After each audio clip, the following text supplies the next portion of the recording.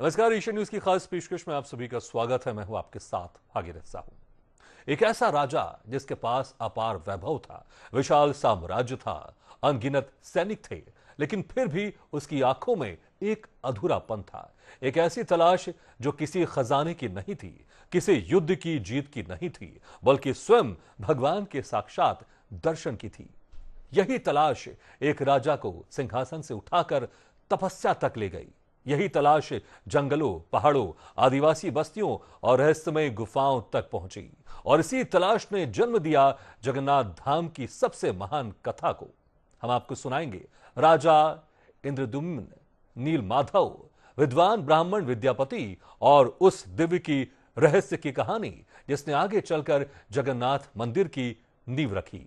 पुराणों के अनुसार मालवा के अवंती राज्य के राजा इंद्रद्युम्न अत्यंत धर्मपरायण, न्यायप्रिय और विष्णु भक्त थे। राजा के महलों में प्रतिदिन यज्ञ होते थे, हजारों ब्राह्मणों को भोजन कराया जाता था, सैकड़ों मंदिर बनवाए जाते थे। लेकिन उनके मन में एक प्रश्न हमेशा उठता था, क्या भगवान विष्णु का ऐसा कोई स्वरूप भी है जहाँ वे स्वयं पृथ्वी पर विराजमान हो, जहां उनके दर्शन मात्र से मोक्ष मिल जाए। राजा का ये प्रश्न धीरे धीरे जीवन का लक्ष्य बन गया।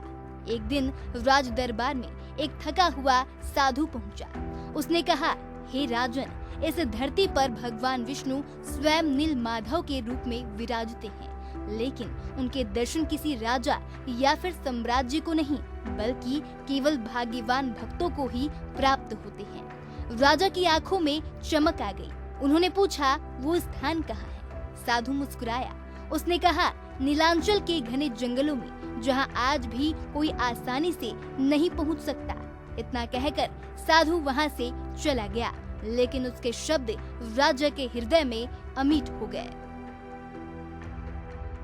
राजा ने श्रेष्ठ ब्राह्मणों, विद्वानों, सैनिकों और दूतों को चारों दिशाओं में भेजा। कई महीनों तक खोज चलती रही। किसी ने हिमालय छाना, किसी ने दक्षिण के जंगल, किसी ने समुद्री तट, लेकिन कहीं भी नील माधव नहीं मिले। एक एक करके सभी लौट आए। हर बार वही उत्तर, हमें कुछ नहीं मिला। राजा निराश नहीं हुए। उन्होंने कहा, यदि भगवान है तो अवश्य मिलेंगे। उन्होंने सबसे विद्वान और धैर्यवान ब्राह्मण विद्यापति को बुलाया।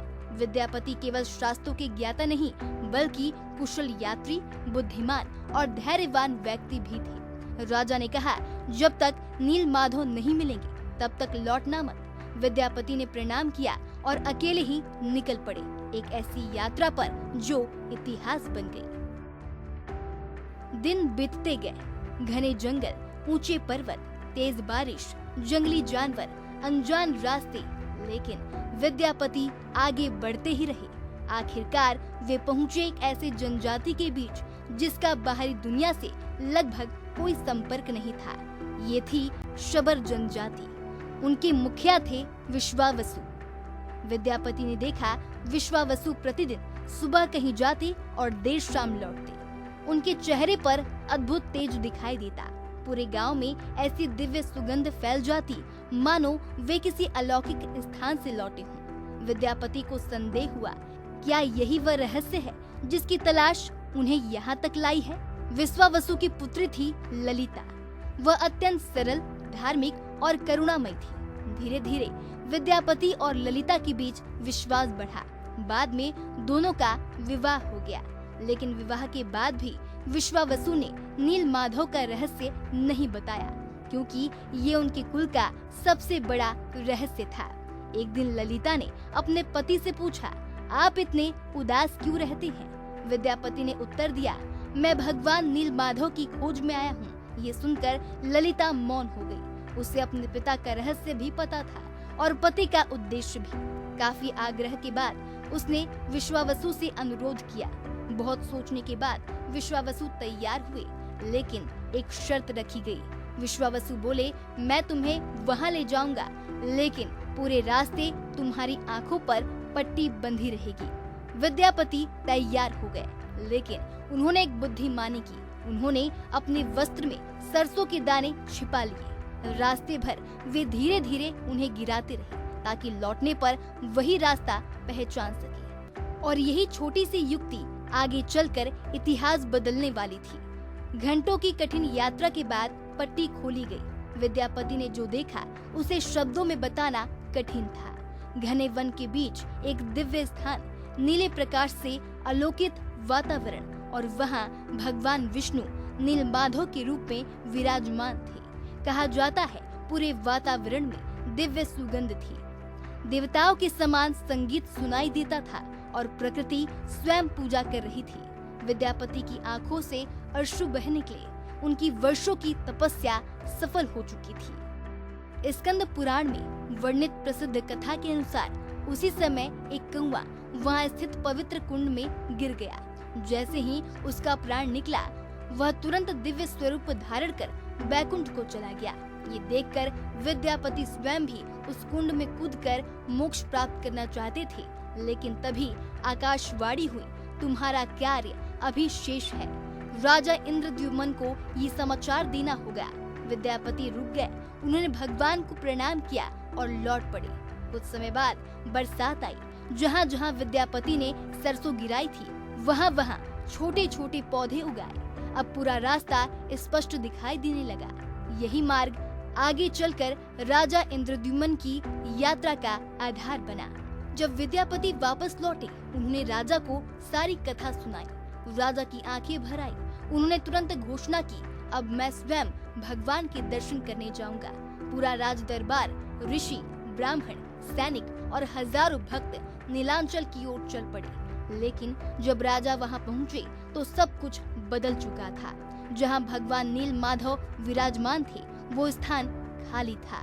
भगवान अंतर्ध्यान हो चुके थे। राजा स्तब्ध रह गए। वे वहीं भूमि पर गिर पड़े। उन्होंने रोते हुए प्रार्थना की, प्रभु, मैंने इतनी लंबी यात्रा की, फिर भी आपके दर्शन क्यों नहीं हुए? तभी आकाश से दिव्य वाणी सुनाई दी, इंद्रद्युम्न, अब मेरा ये स्वरूप नहीं मिलेगा। समय आने पर समुद्र से दिव्य चीज प्रकट होगा। उसी से मेरा नया स्वरूप बनेगा और वही मेरी नई लीला आरंभ होगी। यहीं से नीलमाधव की कथा जगन्नाथ महाप्रभु की कथा में परिवर्तित होने लगती है। एक राजा की तपस्या, एक ब्राह्मण की बुद्धिमानी, एक आदिवासी भक्त की निष्ठा और भगवान की रहस्यमय लीला, इन चारों ने मिलकर रचा जगन्नाथ संस्कृति का सबसे महत्वपूर्ण अध्याय, जिसकी लहरें हजारों वर्षों से अनगिनत रहस्यों को अपनी गहराइयों में छिपाए हुए हैं। कभी वही समुद्र अमृत देता है, कभी रत्न और कभी इतिहास बदल देने वाला एक दिव्य संकेत है। पुरी के समुद्र तट पर भी एक दिन ऐसा ही चमत्कार हुआ। लहरों के साथ बहकर आई एक साधारण सी दिखाई देने वाली लकड़ी, लेकिन वो कोई सामान्य लकड़ी नहीं थी। उसे ना काटा जा सकता था, ना जलाया जा सकता था, ना ही कोई उसे हिला पा रहा था। वो दिव्य काष्ठ था दारू ब्रह्मा, जिसमें स्वयं भगवान का वास माना गया। हम आपको सुनाएंगे समुद्र से दारू ब्रह्मा के प्रकट होने की अद्भुत कथा, उस दिव्य लकड़ी के रहस्य और उस अलौकिक संकेत की कहानी, जिसने जगन्नाथ, बलभद्र और सुभद्रा के स्वरूप को जन्म दिया। राजा इंद्रद्युम्न नीलमाधव के दर्शन के लिए नीलांचल पहुंचे, लेकिन वहां भगवान अंतर्ध्यान हो चुके थे। निराश राजा ने कठोर तपस्या शुरू कर दी। कई दिनों तक उपवास, यज्ञ, जप और भगवान विष्णु का निरंतर स्मरण। तब आकाशवाणी हुई, जिसमें कहा गया कि समुद्र से आने वाले दिव्य दारू के रूप में भगवान प्रकट होंगे, उसी से उनका विग्रह बनेगा। राजा ने इस दिव्य आदेश को अपने जीवन का सबसे बड़ा संकल्प बना लिया। राजा ने समुद्र तट पर विशाल यज्ञ कराया। ऋषि मुनि, ब्राह्मण, संत और हजारों श्रद्धालु सब भगवान की प्रतीक्षा करने लगे। दिन बीते, सप्ताह बीते, लेकिन समुद्र शांत रहा। राजा का विश्वास डगमगाया नहीं। उन्हें पूरा भरोसा था, जिस भगवान ने वचन दिया है वे अवश्य आएंगे। एक सुबह सूर्योदय की पहली किरणों के साथ समुद्र की लहरों में कुछ अद्भुत दिखाई दिया। दूर से एक विशाल लकड़ी का लट्ठा धीरे धीरे तट की ओर बढ़ रहा था। जैसे जैसे वह निकट आया, पूरा वातावरण सुगंध से भर गया। लोगों ने देखा उस लकड़ी पर कोई साधारण निशान नहीं थे। उस पर स्वयं शंख, चक्र, गदा जैसे दिव्य चिन्ह उभरे हुए थे। वैष्णव परंपरा में इन्हें भगवान विष्णु के 4 प्रमुख आयुधों का प्रतीक माना जाता है। राजा समझ गए ये वही दारू है जिसकी भविष्यवाणी हुई थी। संस्कृत में दारू का अर्थ है लकड़ी और ब्रह्म का अर्थ है परम चेतना, सर्वव्यापक ईश्वर यानी दारू ब्रह्म। ये दिव्य काष्ठ जिसमें स्वयं भगवान की चेतना प्रतिष्ठित हो। यही कारण है कि जगन्नाथ परंपरा में भगवान की मूर्तियां पत्थर या फिर धातु से नहीं बल्कि लकड़ी से बनाई जाती है। ये केवल मूर्ति नहीं, जीवंत ईश्वर का प्रतीक मानी जाती है। राजा ने सैनिकों को आदेश दिया उस लकड़ी को मंदिर तक लाया जाए। सैकड़ों सैनिक लगे, रस्सियां बांधी गई, हाथी बुलाए गए, लेकिन वह लकड़ी अपनी जगह से नहीं हिली। लोग हैरान थे, क्या ये वास्तव में कोई दिव्य संकेत था? राजा ने फिर प्रार्थना की, तभी फिर दिव्य वाणी सुनाई दी, हे राजन, ये दारू बल से नहीं भक्ति से चलेगा। अपने साथ लाओ विश्वासु को जिसने नील माधव की सेवा की और विद्यापति को जिसने पहली बार मेरे दर्शन किए। राजा ने तुरंत दोनों को बुलवाया।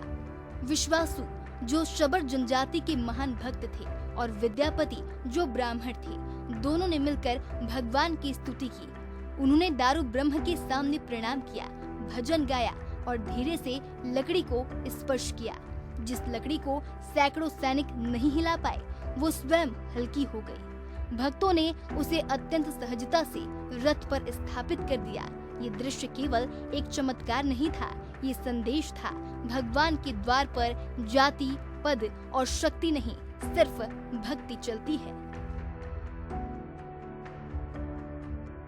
दारू ब्रह्म को साधारण लकड़ी नहीं माना जाता।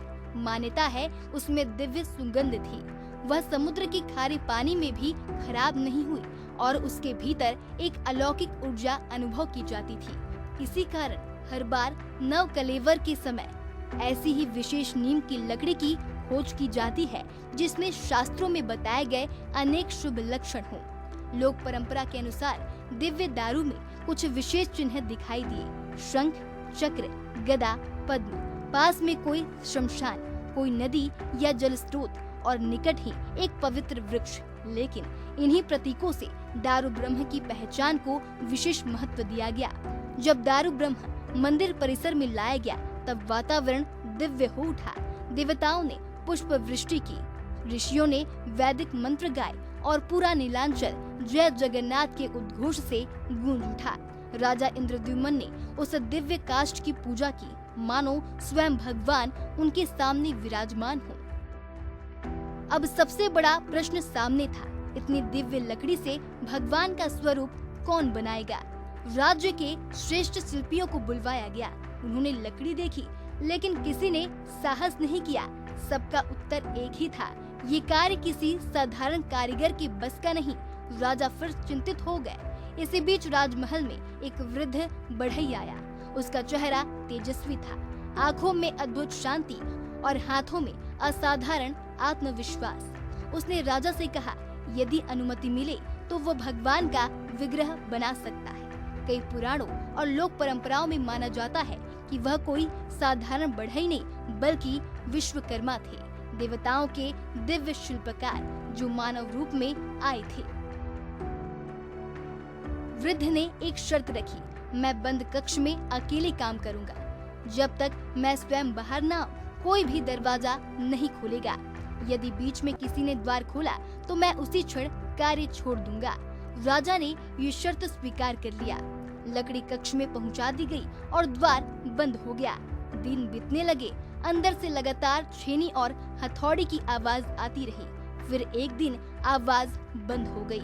एक दिन, 2 दिन, 10 दिन, 15 दिन। कक्ष के भीतर पूर्ण सन्नाटा छा गया। रानी गुंडीचा चिंतित हो उठी, क्या वृद्ध जीवित है या उनके साथ कोई अनहोनी हो गई? राजा भी असमंजस में थे। आखिरकार वह क्षण आया जब राजा ने धैर्य खो दिया और बंद कक्ष का द्वार खुलवा दिया। लेकिन अंदर जो दृश्य था उसे देखकर पूरा राजमहल स्तब्ध रह गया। वृद्ध बढ़ई कहीं नहीं थे और भगवान की मूर्तियां अधूरी अवस्था में विराजमान थी। ना हाथ पुण्य, ना पैर, लेकिन उनके चेहरे पर दिव्य मुस्कान थी। समुद्र से आया एक दिव्य काष्ठ जिसे बल नहीं भक्ति ने चुराया, जिसमें भगवान का वास माना गया और जिसने संसार को जगन्नाथ का अद्वितीय स्वरूप दिया। दारू ब्रह्म की ये कथा सिर्फ एक धार्मिक आख्यान नहीं, बल्कि ये संदेश है कि ईश्वर स्वयं अपने भक्तों तक पहुंचने का मार्ग चुनते हैं। भगवान के मंदिर तो आपने बहुत देखे होंगे, पत्थर की मूर्तियां, संगमरमर की प्रतिमाएं, सोने चांदी से सजे विग्रह, लेकिन क्या आपने कभी ऐसे भगवान के दर्शन किए हैं जिनके हाथ पूरे नहीं, पैर पूरे नहीं, उंगलियां नहीं, और फिर भी दुनिया उन्हें पूर्ण पुरुषोत्तम कहकर पूछती है? क्या है यह अधूरापन या पूर्णता का सबसे बड़ा प्रतीक है? और क्या सचमुच भगवान जगन्नाथ की मूर्तियों के भीतर आज भी सुरक्षित हैं भगवान श्री कृष्ण का दिव्य हृदय? क्या है वो रहस्यमयी ब्रह्मा पदार्थ है जिसे देखने का अधिकार आज भी किसी को नहीं, जिसे बदलते समय मुख्य पुजारी की आंखों पर पट्टी बांधी जाती है और जिसके बारे में कहा जाता है कि वो स्वयं भगवान की अनश्वर चेतना का प्रतीक है? आज हम आपको ले चलेंगे जगन्नाथ धाम के सबसे रहस्यमयी अध्याय में, जहां आस्था, पुराण, परंपरा और रहस्य एक दूसरे में समा जाते हैं। राजा इंद्रद्युम्न ने वृद्ध बढ़ई से वचन दिया था, जब तक वह स्वयं बाहर न आए कोई भी द्वार नहीं खोलेगा। लेकिन कई दिनों तक अंदर से कोई आवाज नहीं आई। रानी गुंडीचा व्याकुल हो उठी। उन्हें लगा कहीं वृद्ध की मृत्यु तो नहीं हो गई। राजा भी चिंता में पड़ गए। अंततः उन्होंने द्वार खुलवाने का आदेश दे दिया। द्वार खुला और सबकी आंखें विस्मय से फैल गईं। कक्ष के भीतर वृद्ध बढ़ई कहीं दिखाई नहीं दिए, मानो वे हवा में विलीन हो गए हों। सामने 3 दिव्य विग्रह विराजमान थे, भगवान जगन्नाथ, बलभद्र और देवी सुभद्रा। लेकिन उनके हाथ पुण्य नहीं थे, पैर नहीं थे, शरीर पारंपरिक मूर्तियों जैसा नहीं था।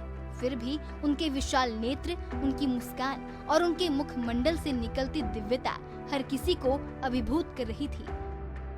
और राजा पश्चाताप से भर उठे। स्कंद पुराण, ब्रह्म पुराण और उड़ीसा लोक परंपराओं में ये कथा मिलती है कि यदि राजा धैर्य रखते तो भगवान का विग्रह पूर्ण बन जाता। लेकिन जैसे ही द्वार समय से पहले खोला गया, विश्वकर्मा अदृश्य हो गए और मूर्तियां उसी अवस्था में रह गई। राजा ने स्वयं को दोषी माना। उन्होंने क्षमा मांगी, लेकिन तभी भगवान की दिव्य वाणी सुनाई दी। उन्होंने कहा कि मैं इसी स्वरूप में पूजे जाने की इच्छा रखता हूँ। मेरे लिए बाहरी पुण्यता नहीं, भक्त का प्रेम अधिक महत्वपूर्ण है। और यही कारण है कि जगन्नाथ का अधूरा दिखाई देने वाला स्वरूप आज करोड़ों लोगों के लिए पुण्यता का सर्वोच्च प्रतीक बन गया है। कुछ लोग मानते हैं कि भगवान ने अपने हाथ इसलिए नहीं बनाए क्योंकि वे बिना हाथों के भी संपूर्ण सृष्टि को संभालते हैं। पैर इसलिए नहीं क्योंकि वे हर भक्त तक बिना चले पहुंच जाते हैं। विशाल नेत्र इसलिए क्योंकि उनकी कृपा हर दिशा में, हर जीव पर समान रूप से रहती है। ये मूर्तियां मानव शरीर का नहीं, ईश्वर की अनंत सत्ता का प्रतीक है। महाभारत और भागवत पुराण के अनुसार द्वारिका लीला समाप्त होने के बाद श्री कृष्ण वन में विश्राम कर रहे थे और उसी समय जरा नामक शिकारी ने उनके चरण को हिरण समझकर बाण चला दिया। जब उसे अपनी भूल का एहसास हुआ तो वह भगवान के चरणों में गिर पड़ा। श्री कृष्ण ने उसे क्षमा किया और अपनी दिव्य लीला का समापन किया। लोक परंपरा में एक प्रसिद्ध मान्यता है कि श्री कृष्ण के पार्थिव शरीर का अंतिम संस्कार किया गया, लेकिन उनका एक दिव्य अंग अग्नि में नहीं जला। कुछ परंपराएं उसे हृदय कहती हैं, कुछ उसे नाभि मानती हैं और कुछ उसे केवल ब्रह्म तत्व या फिर दिव्य चेतना कहती हैं। उसे समुद्र को समर्पित कर दिया गया और वही दिव्य तत्व समुद्र की लहरों के साथ दारू ब्रह्म में समाहित होकर पूरी पहुंचा। यद्यपि ये मान्यता लोक परंपराओं में अत्यंत लोकप्रिय है, पर इसका प्रत्यक्ष वर्णन सभी प्राचीन ग्रंथों में समान रूप से नहीं मिलता। जगन्नाथ परंपरा में मूर्तियों के भीतर एक अत्यंत गोपनीय दिव्य तत्व स्थापित माना जाता है, जिसे ब्रह्म पदार्थ कहा जाता है। ये क्या है, इसका उत्तर सार्वजनिक नहीं किया गया। न मंदिर प्रशासन, न दैतापति सेवक और न ही शंकराचार्य पीठ इसका रहस्य बताते हैं। यही रहस्य जगन्नाथ परंपरा की सबसे बड़ी आध्यात्मिक धरोहर माना जाता है। हर 12 से 19 वर्षों के बीच जब आषाढ़ मास में अधिक मास आता है, तब भगवान का नव कलेवर होता है। नई दिव्य लकड़ी से नई मूर्तियां बनाई जाती है, लेकिन सबसे रहस्यमय क्षण होता है ब्रह्म पदार्थ का स्थानांतरण। ये कार्य आधी रात में पूर्ण गोपनीयता के बीच सिर्फ दैतापति सेवकों द्वारा किया जाता है। परंपरा के अनुसार जो दैतापति ब्रह्म पदार्थ का स्थानांतरण करते हैं, उनकी आंखों पर पट्टी बांधी जाती है, हाथों में कपड़ा लपेटा जाता है, पूरे मंदिर की रोशनी बंद कर दी जाती है। यहाँ तक कि उस समय मंदिर परिसर में प्रवेश भी प्रतिबंधित रहता है। मान्यता है कि कोई भी व्यक्ति उस दिव्य तत्व को सीधे नहीं देख सकता। ये परंपरा आस्था, गोपनीयता और दिव्यता का अद्वितीय संगम है। समय समय पर कई लोगों ने दावा किया कि ब्रह्म पदार्थ नीले प्रकाश जैसा दिखता है। कुछ ने कहा वह धड़कता हुआ दिखाई देता है, कुछ ने उसे ऊर्जा का पुंज बताया, लेकिन इसमें किसी भी दावे की आधिकारिक पुष्टि कभी नहीं हुई। जगन्नाथ मंदिर की परंपरा इस रहस्य को सार्वजनिक करने की अनुमति नहीं देता, इसलिए रहस्य आज भी रहस्य ही है। वैज्ञानिक दृष्टि से ब्रह्म पदार्थ के बारे में कोई प्रमाणित जानकारी उपलब्ध नहीं है। ना उसका परीक्षण हुआ, ना किसी शोध पत्र में उसका वर्णन मिलता है। विज्ञान जहाँ प्रमाण खोजता है, वहीं आस्था अनुभूति पर आधारित होती है और जगन्नाथ धाम उस दोनों के बीच एक अद्भुत संतुलन प्रस्तुत करता है। जगन्नाथ का स्वरूप एक और संदेश देता है। यहाँ भगवान किसी विशेष जाति, वर्ग, रूप या भाषा के नहीं, बल्कि संपूर्ण मानवता के भगवान हैं। उनकी आकृति सामान्य शिल्पकला के नियमों से अलग है, ताकि हर व्यक्ति अपने भीतर के ईश्वर को इस स्वरूप में अनुभव कर सके। शायद इसी कारण जगन्नाथ के सामने राजा और रंक दोनों एक समान खड़े रहते हैं। यहाँ आदिवासी परंपरा, वैदिक संस्कृति, वैष्णव दर्शन और लोक आस्था सभी एक साथ मिलते हैं। जगन्नाथ सिर्फ एक देवता नहीं, बल्कि भारतीय संस्कृति की समावेशी चेतना का जीवंत प्रतीक है। सदियां बीत गई, राजवंश बदल गए, साम्राज्य समाप्त हो गए, लेकिन दारू ब्रह्म का रहस्य, ब्रह्म पदार्थ की गोपनीयता और अधूरी मूर्तियों का आध्यात्मिक संदेश आज भी वैसा ही है। शायद कुछ रहस्य समझने के लिए नहीं, श्रद्धा से स्वीकार करने के लिए ही होते हैं। Bureau report, Asian news. इसी के साथ हमारी खास पेशकश में फिलहाल इतना है, लेकिन खबरों का सिलसिला लगातार जारी। आप देखते रहिए एशियन न्यूज।